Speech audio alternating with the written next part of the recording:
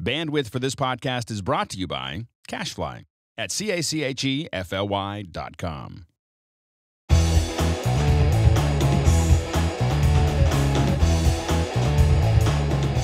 Welcome back to MacBreak Studio. My name is Steve Martin. I'm here with Mark Spencer. And if you've been hiding under a rock for the past few weeks, you may have missed the fact that Apple had a major announcement with Final Cut Pro 10 and Motion 5. And a lot of talk about Final Cut Pro 10. And kind of what's been overshadowed is this amazing application called Motion, which Apple also updated. And you can do some amazing stuff with. And Mark's going to walk us through some of the things you need to know if you want to start building killer motion graphics in Motion 5. And it's actually interesting, Steve, because Final Cut 10, very new, completely rewritten. Motion 5, completely rewritten, but in a very different way. I mean, it's not dramatically different than Motion 4, except in a few ways that it is dramatically different. But I want to get into a little bit about that because Motion has a new role to play now with Final Cut Pro 10. Right. It's very interesting. Other than the obvious reskinning of the interface. Yes, yeah, okay. much deeper than that. The first thing I want to kind of dispel a few rumors and misunderstandings about how you get it and how you install it and that kind of thing. Sure. So just like Final Cut Pro 10, App Store, right? You need to go to the App Store if you want to get Final Cut 10, Motion 4, Motion 5, Compressor 4, right? And so I'm just here on the App Store. And you'll see them there, maybe in this right now. They're in this new section, and if you go to top charts, you might see them there. One thing, people seem to think that you can't get Motion separately, that you need Final Cut Pro 10. You do not. Why do they think that? I'm not sure, because it used to be a package. It used to be that way. That's right. So that's reasonable to expect. But Motion is this shocking price of $49.99, and you can buy it if you never had any Final Cut on your system. If you do have Final Cut 10, if you don't, it doesn't matter. Right. It doesn't matter. You can get it there. So you're going to walk us through how to actually bring it in and yes. install it. And just one more piece there is a lot of questions about what about if you have Motion 4, can you have them both? And the answer is yes. When you install it, it does not kill Motion 4. It doesn't upgrade Motion 4. They're two separate applications. It puts Motion 4 and all the Final Cut Studio apps into their own folder in the applications folder. And you can run separate islands, as it were. The only thing I would say is if you do choose to install them both on the same partition, Apple has a knowledge base article that I have a link to on my site. But here it is about how to install. There's a little bit of a suggestion of a best practice, and I'd really advise you reading that. You can go to my site for a link to it, or just you can see the URL right there to get Excellent. there. So just a little bit of background to help sort of get into it. Now, when you first launch Motion, you're presented with something that looks a little bit crazy at first because you're like, what the heck is this thing? Pretty icons. Yeah, because you're used to seeing you start a new Motion project, Sure. right? You choose a preset and you're off to go. But all of a sudden, we've got all these things Options going on here. And actually, by default, you can't even quite see them all at first. Let's drag that out a little bit. And you have these different options. So what's going on here? We see Motion Project, then we see Final Cut Effect, Final Cut Generator, Final Cut Transition, Final Cut Title. So it looks like you're going to be creating content for Final Cut. It looks that way. It looks that way. Right. So in fact, before we even do anything in Motion at all, I'm going to pop over to Final Cut because to understand what Motion does now, this is a good place to start. As folks may or may not know, at the bottom right side of the Final Cut Pro 10 along the toolbar are a set of browsers. And Very similar to iLife have yes, browsers. Yes, sets of browsers. And this first one is effects, and it has a whole bunch of preset effects in here. And if you haven't taken any time to go through this, I'd highly advise getting used to the content that's here because it's great stuff. So there's a set of effects. I'm going to skip. This is for your own photos, and this is for your own music. But then there's a set of transitions. And you can see there's 88 different kind of transitions in here. There's a slew of titles, 150 plus kind of titles in here. And then there's this thing called generators. And then finally this thing called themes, which are collections of titles, transitions, what have you, that share a common feel. Very similar to the old template feel. I mean, yes. The thing is, basically, whenever you want to create an effect in Final Cut Pro, when I say effect, I mean, effect, a title, transition, generator, blah, blah, blah. All of those things, this is where you go for them now.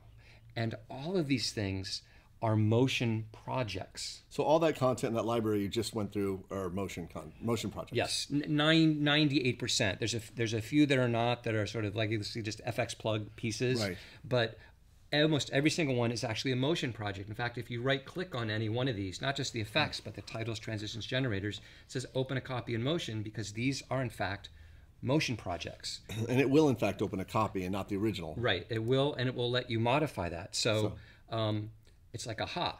So the interesting thing is motion has now changed from this sort of tool that you can use on an adjunct basis to a fundamental component for building effects for Final Cut. Well, it becomes a development tool. You're actually developing motion graphics for Final Cut Pro users. Yes. And you don't have to. You can use motion standalone and do great things with it. But it allows you to modify existing presets or create your own. So that's why if we pop back to motion here and look at this project browser, that's why it's showing us these different project types. And the key thing here is you need to decide up front what you're going to create. And you're locked in, though, once you choose a pop. You are kind of locked in. If you choose to create a transition and halfway through you think this should be a title, you really can't do that. So you need to sort of decide up front what you want to do. And all I want to do right now today is just select one of these to take a look at what motion looks like. Sure. Okay. So I'm just going to select a Final Cut title.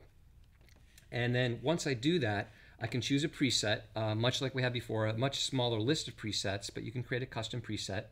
I'll just go with this broadcast HD 720. You can choose a frame rate. I'll go for a 2398 and a duration. And this is new. You couldn't set your duration like this before. It's kind of a nice little addition here. So the default, the title in this case would be 10 seconds if you create 10 seconds long. Yeah, but you can change it after the fact, so not a big deal. And then I'm going to open that just to see the motion interface. Okay. So here we are. One thing I'm going to do right away is Shift Z, just like we did in the past in Motion or in Final Cut, just to fit the canvas to the window. And boy, it looks a lot different. Looks a lot different, right? But really, it's mostly just darker. I mean, it's more than that. And they move tools around. They move some things around. I think it's beautiful. I think it's much easier on the eyes, very pleasant to work with.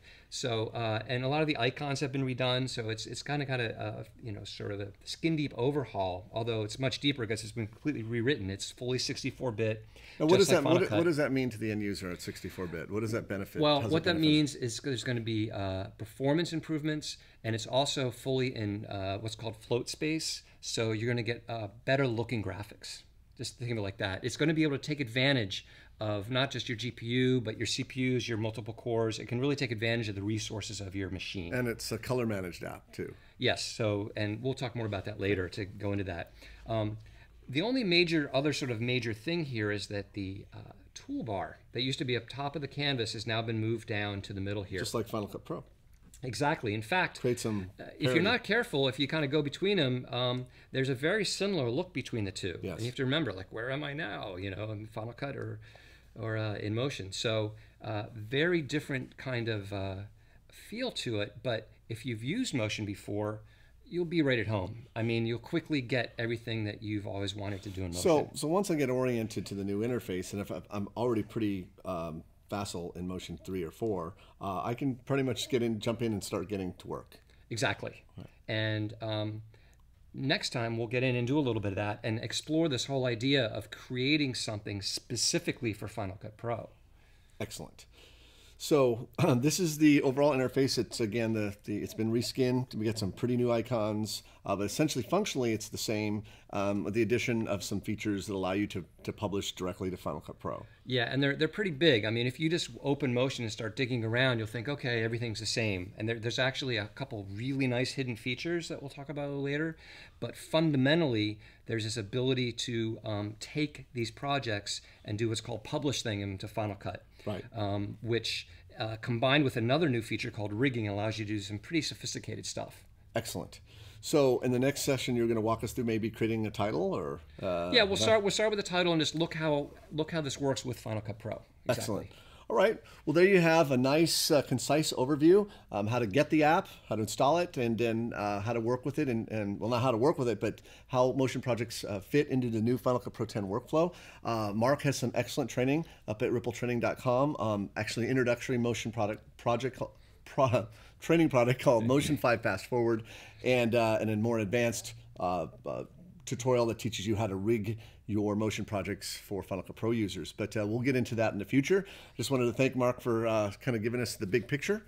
And anyway, thanks for coming, and thanks for watching MacBreak Studio. We'll see you next time.